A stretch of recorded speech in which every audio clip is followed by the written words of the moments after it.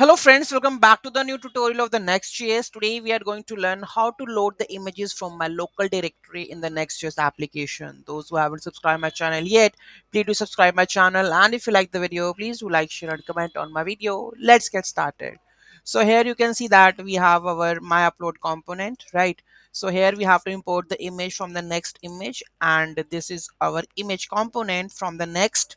So here you can pass the source, alt, width and the height. Okay, so here you can see that I have added the path from my local directory, and the image is located in our public images, and here you can see that my image name is there. So this is the format: public images and the path of the image, right? So you have to add like this, and after adding all this you will see that your image is loading like this. Okay, so this is how you are able to load the images from the local directly in our Next.js application. Any doubt, any query in that, do let me know in the comment section. Thank you so much for watching this video. Have a great day.